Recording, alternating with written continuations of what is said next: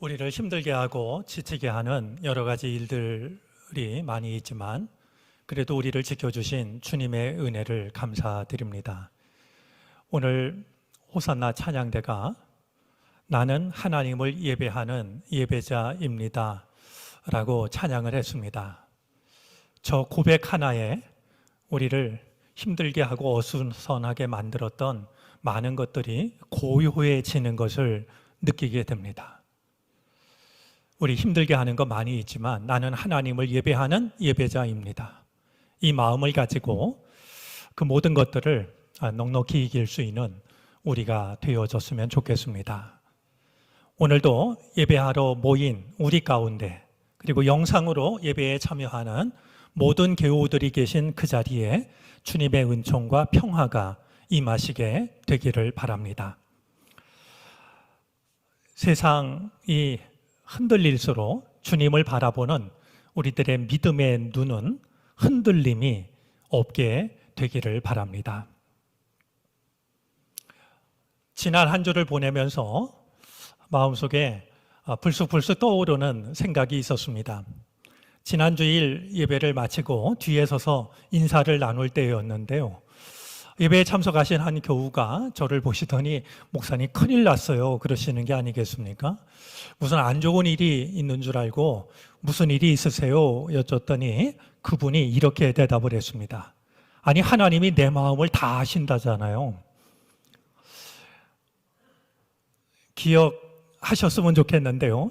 우리 지난주에 나눴던 말씀이 10길 물속은 알아도 한 길 물속을 모른다라는 우리 속담과는 달리 우리 성경은 우리 마음이 1000길 물속과 같아도 하나님은 훤히 아신다라는 그런 말씀이었습니다.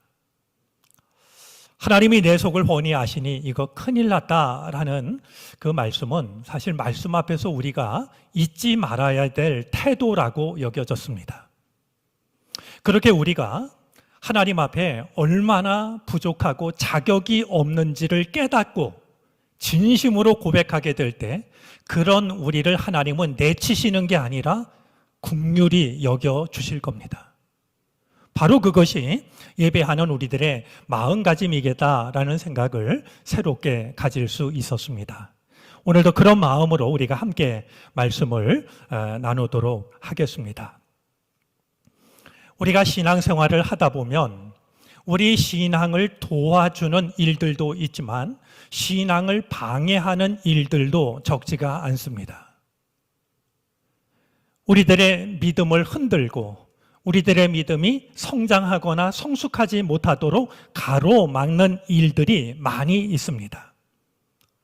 아마 우리 현대인들이 겪고 있는 우리 신앙을 가장 방해하고 있는 것은 바쁜 삶이 아닐까 싶습니다. 너무 분주하게 지내다 보니까 신앙생활을 제대로 할 수 없는, 또 분주하게 지내다 보니까 피곤이 쌓이고 말이죠. 그러다 보면 마음은 그렇지 않은데 내가 생각하고 있던 믿음에서 어느샌지 거리가 멀어지는 것을 경험합니다. 또 어떤 사람은 양보할 수 없는 취미로 인해서 신앙이 뒤로 밀리기도 합니다. 이것은 내가 양보할 수 없는 즐거움이야. 이런 생각을 가지고 그 즐거움을 우리가 삶의 우선순위로 두다 보니까 이 신앙이 조금씩 뒷걸음을 치기 시작을 하죠. 어떤 이들에게는 그의 성격과 성품이 신앙을 방해하기도 합니다.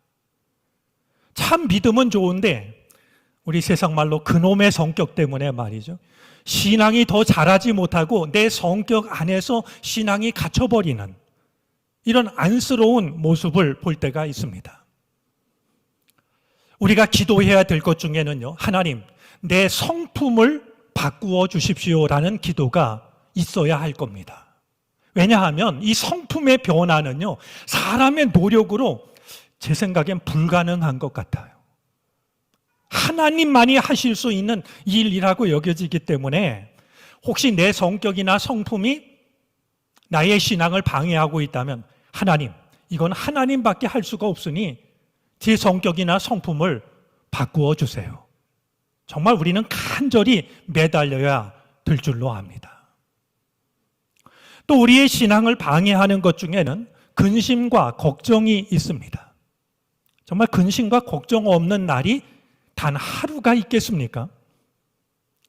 근심과 걱정은 마치 가시덤불 속에 떨어진 씨앗처럼 씨앗이 자라나서 싹을 내지만 근심과 걱정이 그것을 가로막고 있어서 자라나지 못하는 말이죠.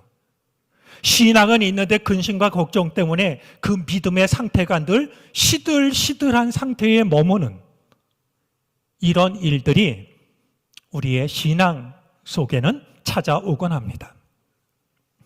아마 우리들의 신앙을 가장 크게 방해하는 것은 실패와 고난이 아닐까 싶습니다. 내가 최선을 다했는데 최선을 다한 결과가 실패로 나타나게 될 때 우리의 마음만 상하는 것이 아니라 믿음도 흔들립니다. 내가 그렇게 열심히 기도했는데 왜 내게 이런 결과가 찾아올까? 또 내가 생각하지 못한 큰 고난이 찾아오면 하나님을 믿는 나한테 왜 이런 어려운 일이 찾아오는 것일까? 우리들의 믿음의 기초가 흔들리는 아픈 경험을 하곤 합니다. 우리의 신앙을 방해하는 것들에는 말씀드린 것 외에도 많이 있을 줄로 압니다. 그 중에 빠뜨릴 수 없는 것이 한 가지 있다고 여겨지는데요. 바로 오늘 성경이 그것을 말씀합니다. 우리의 신앙을 방해하는 빠뜨릴 수 없는 것 중에 한 가지는 악한 사람들의 형통을 바라봐야 하는 현실입니다.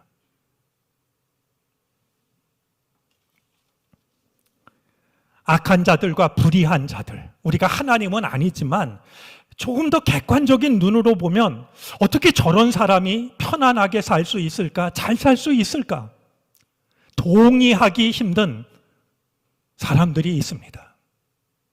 우리의 마음을 불편하게 만들고 혼란스럽게 만드는 모습들이 적지가 않습니다. 오늘 본문 속에도 그런 마음들이 담겨져 있는데요. 먼저 1절 말씀입니다. 악을 행하는 자들 때문에 불평하지 말며 불의를 행하는 자들을 시기하지 말지어다. 여러분, 하나님의 말씀이 이렇게 말씀하고 있는 건 우리가 그러고 있기 때문 아니겠습니까? 악한 자들이 잘 살고 불의를 행하는 자들이 편안하게 지내는 것을 보면 나도 모르게 불평하게 되고 이게 도대체 뭐야? 그러면서 어느새 나도 모르게 그들을 시샘하게 되는 그것이 우리들의 약함이기 때문에 그러지 말라라고 성경은 말씀을 하고 있는 겁니다. 오늘 7절도 마찬가지입니다. 자기 길이 형통하며 악한 꾀를 이루는 자 때문에 불평하지 말지어다. 아무렇게나 살아도 나는 별일 없다. 이렇게 말하는 자들 때문에 그들을 바라보면서 불평하지 말라라고 일러줍니다. 악인들의 형통함을 바라보면서 그 마음이 괴로웠던 이들은 오늘 성경을 기록한 다윗뿐만이 아닙니다. 시편의 많은 곳에서 왜 하나님은 악한 자들이 저렇게 악을 행하고 있는데 잠잠히 계시는 것입니까? 하나님께 질문하기도 했고 항의하기도 했습니다. 다윗보다도 더 진지하게 이 문제를 가지고 힘들어하며 고민했던 사람이 있습니다. 여러분들이 왜 착하게 살려고 하는 사람이 어려운 일을 만나고 아무렇게나 사는 사람이 어떻게 편안한 것일까? 이것 때문에 마음이 괴로우시다라고 하면은요, 시편 37편과 37이라는 숫자를 바꾸면 되는데요, 73편 말씀을 더 눈여겨 읽어보시기를 바랍니다. 시편 73편은 아삽이라는 사람이 기록한 시편인데요, 이 아삽은 이 문제에 대해서 다윗보다도 훨씬 더 솔직한 마음을 드러냅니다. 73편 3절에는 자기가 거만한 자들을 시샘했다라고 하는 것, 악인들이 누리는 평안함을 부러워했다라는 것을 솔직하게 인정합니다. 시샘하기도 했고 부러워하기도 했습니다. 말하고 있습니다. 6절부터 16절까지 말씀을 보면은요, 이 악한 자들은 오만을 목걸이로 하고 폭력을 나들이 옷으로 삼고 거만하게 눈을 치켜뜨고 언제나 남을 비웃고 악의에 찬 말을 쏘아붙이고 거만한 모습으로 폭언하기를 즐깁니다. 그들은 심지어 입으로는 하늘을 비방하기까지 합니다. 하나님이 뭘 알겠냐? 하늘을 비방까지 하고 혀로는 땅을 휩쓸고 다닙니다. 근데 시인의 마음을 괴롭히는 것은 어떻게 그런 사람이 평안할 수 있을까? 바로 이 문제 때문에 이 아삽은요, 하마터면 믿음을 잃어버릴 뻔했다라고, 하마터면 내 믿음이 미끄러질 뻔했다라고 말합니다. 내가 이 세상이 돌아가는 것을 보고서 하마터면 내가 믿음을 잃어버릴 뻔했다고, 내 믿음이 자빠질 뻔했다라고 솔직한 심경을 밝히고 있습니다. 이 시인의 마음은 믿음에 대한 회의로 이어지기도 합니다.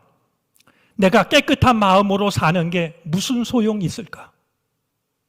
죄를 짓지 않으려고 애를 쓰는 것이 다 허사가 아닌가? 세상 돌아가는 모습을 보니까 내가 착하게 사는 게 이게 바보짓 아닌가? 내가 하나님의 말씀을 따라서 죄를 짓지 않고 선하게 살려고 애쓰는 게 이게 다 헛된 일 아닌가? 이런 믿음의 자괴감에 빠져드는 것까지도 밝히고 있습니다. 우리가 이런 말씀을 대하면 낯설게 여겨지기보다는 깊이 공감을 하게 됩니다. 공감을 한다는 사실은 오늘 우리가 사는 세상도 마찬가지고, 이런 세상을 바라보는 우리들의 마음도 시인과 다르지 않다라고 하는 것을 생각하게 합니다. 부조리해 보이는 세상 속에서 우리가 지켜야 할 믿음은 어떤 믿음일까요?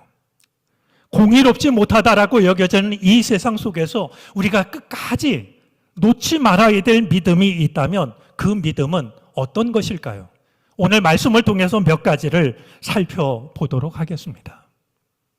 무엇보다도 우리에게 필요한 것은 근시안에서 벗어나는 겁니다. 가까운 데 있는 건 잘 보는데 조금 먼 곳을 못 보는 것을 근시안이라고 말하는데요. 이 근시안은요, 우리 몸에만, 우리 눈에만 찾아오는 게 아니라 사실은 믿음에도 찾아옵니다. 가까이 있는 것만 보고 조금 멀리 떨어져 있는 것을 볼 줄 모르는, 세상을 살다 보면 나도 모르게 그런 믿음에 빠질 때가 있습니다. 오늘 성경이 고민하고 있는 악인의 형통함을 바라볼 때도 마찬가지입니다. 당장은 악인들이 잘 되는 것 같고 편안한 것 같고 복을 받는 것 같지만 오늘 성경은 단호하게 말합니다. 그렇지가 않다는 겁니다.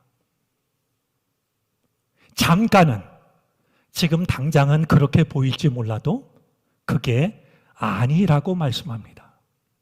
오늘 2절 말씀을 보면은요, 악인들은 풀처럼 빨리 시들고 푸성기처럼 사그러진다라고 말합니다.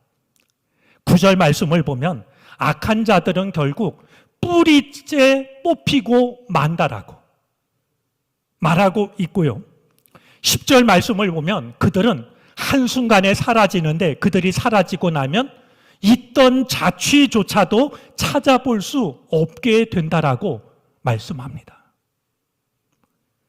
73편 19절에 의하면 그들이 갑자기 놀라운 일을 당하고 공포에 떨면서 자취를 감추며 마침내 끝장을 맞이합니다. 말하고 있습니다. 여러분, 우리가 악한 자들의 형통을 보면서요, 화를 내거나 불평하거나 시샘하지 말아야 될 중요한 이유가 있습니다. 오늘 8절 말씀인데요. 오늘 8절 말씀, 분을 그치고 노를 버리며 불평하지 말라. 오히려 악을 만들 뿐이라 했는데요. 오히려 악을 만들 뿐이라는 말씀은 무슨 뜻이냐 하면은요, 악한 자들의 형통함을 보면서 우리가 화를 내고 분을 내고 때로는 부러워하기 시작하면은요, 우리 마음이 나도 모르게 악으로 기울게 된다라는 말입니다. 그들을 보면서 마음이 불편하고, 그래서 원망하고, 그러면서도 나도 저렇게 살아야 되는 거 아니야? 이렇게 부러워하다 보면 나도 모르게 마음이 악으로 기울기 때문에 그들을 시샘하지도 말고 불평하지도 말라라고 말씀하는 것이죠. 우리 옛말에도 금묵자흑이라는 말이 있습니다. 먹을 가까이 하면은요, 아무리 조심해도 내가 검게 되기 마련입니다.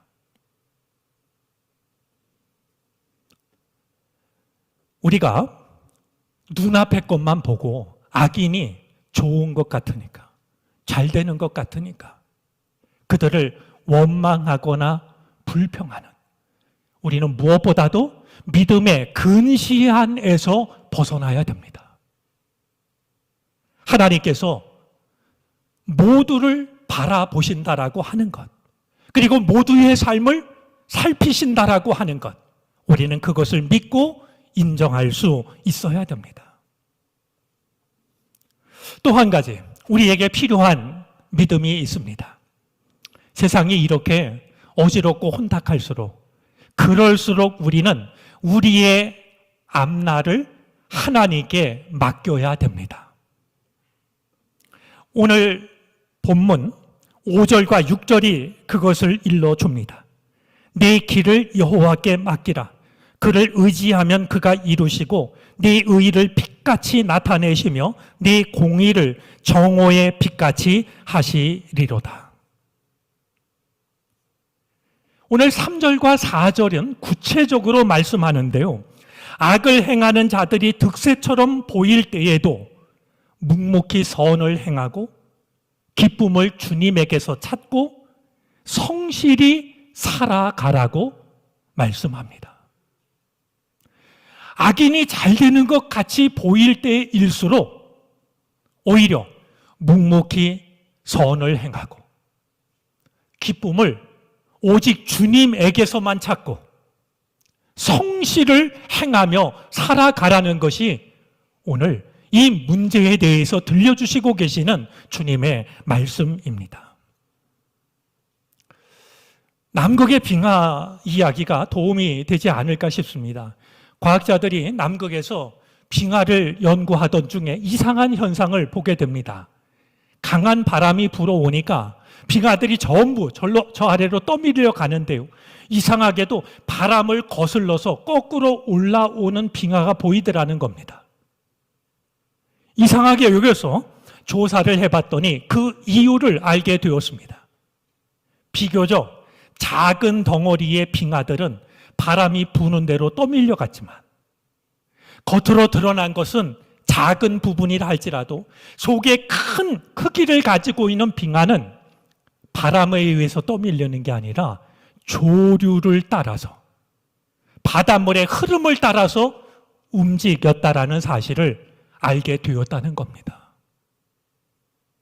우리 믿는 자들은 세상이 변하는 대로 악인이 흥하는 것을 보면 악을 선택하는 것이 아니라 바람을 거슬러 오르는, 하나님께 붙잡혀서 하나님이 이끄시는 대로 살아가는 사람들이 믿음의 사람들입니다.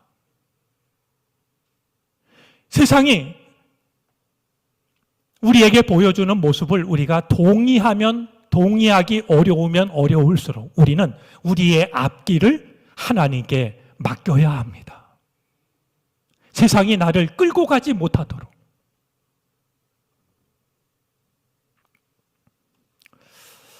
제가 한 달에 한 번 한 회사를 찾아가서 신우의 예배를 드립니다. 혹시 길이 막힐까 싶어서 조금 일찍 떠나는데요.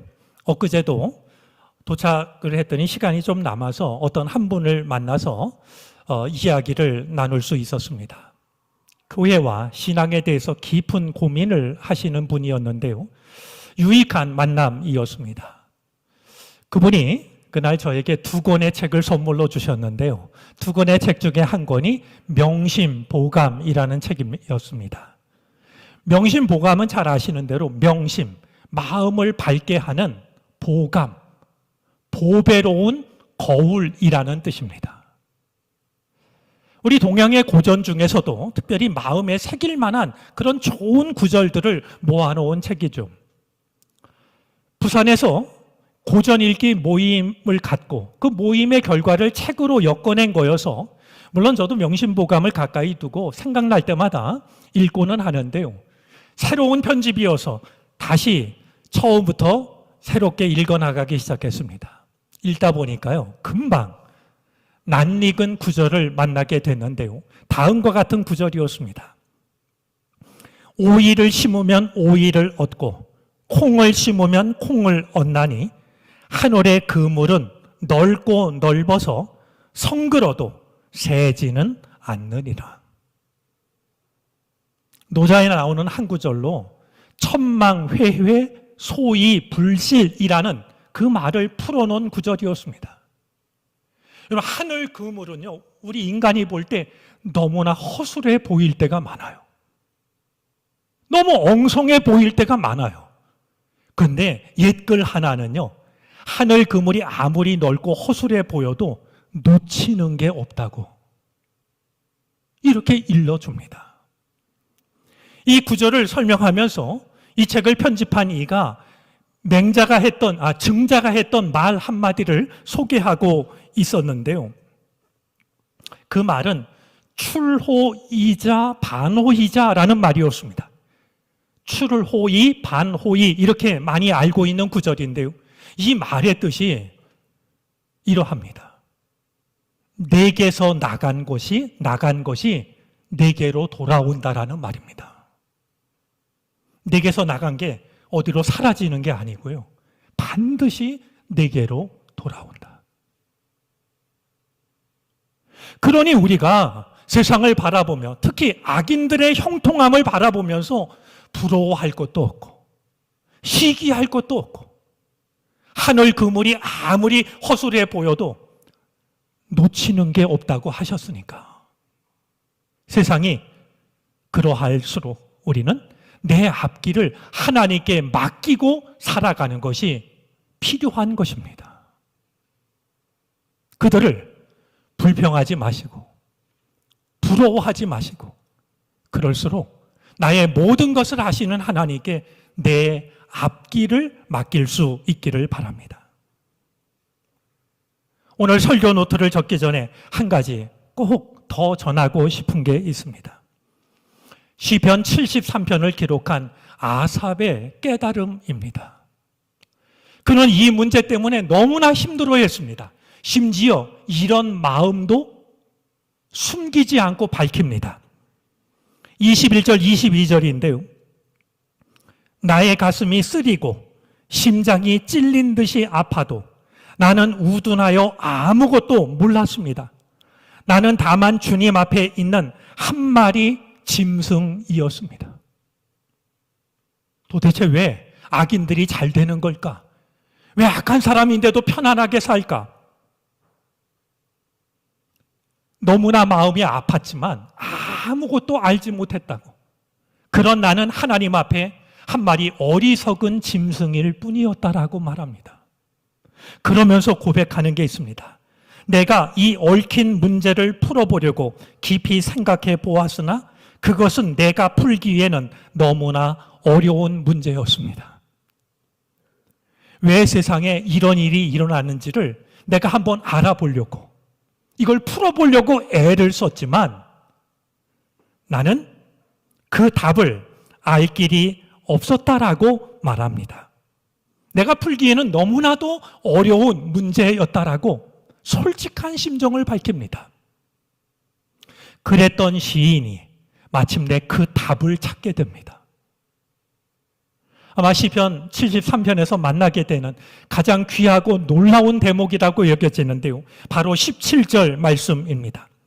그러나 마침내 하나님의 성소에 들어가서야 악한 자들의 종말이 어떻게 되리라는 것을 깨닫게 되었습니다.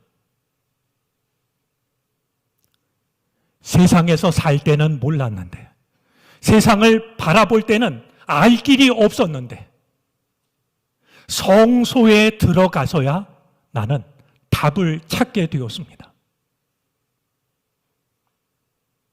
저는 바로 이 한마디 말씀 속에 우리가 왜 예배의 자리를 지켜야 하는지, 왜 우리가 말씀에 귀를 기울여야 하는지 그 이유가 담겨 있다라고 여겨집니다. 세상만 바라보시면서 힘들어하지 마시고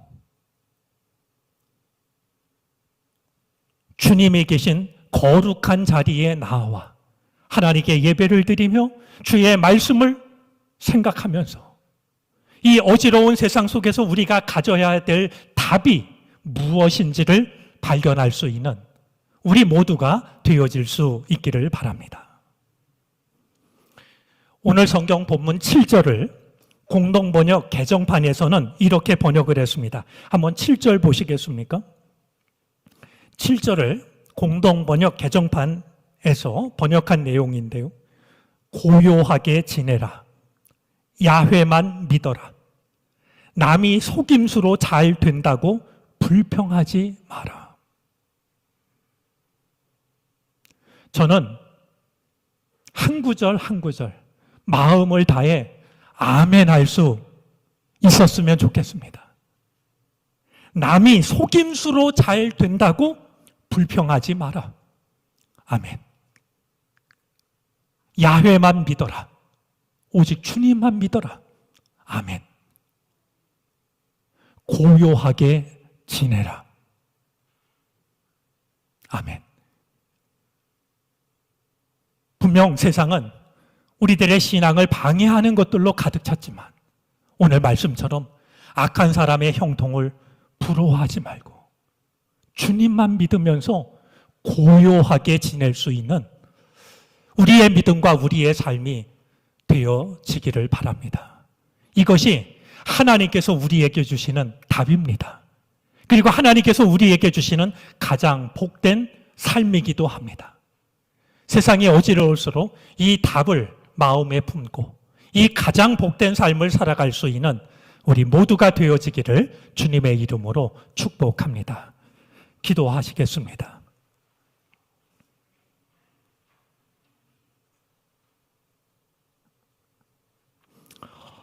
세상을 살아가며 우리들의 믿음이 흔들리는 경험을 자주 합니다. 그 중에는 부조리한 세상을 바라보아야 하는 안타까운 현실이 있습니다. 하지만 주님, 그런 일로 불평하지 않게 하여 주시고 행여라도 그들을 부러워하는 일이 없게 해 주시옵소서. 그럴수록 주님만 믿게 하여 주시고 그럴수록 우리 마음이 고요하게 해 주시옵소서. 그 은총을 우리에게 가르쳐 주시고 심어 주신 주 예수 그리스도의 이름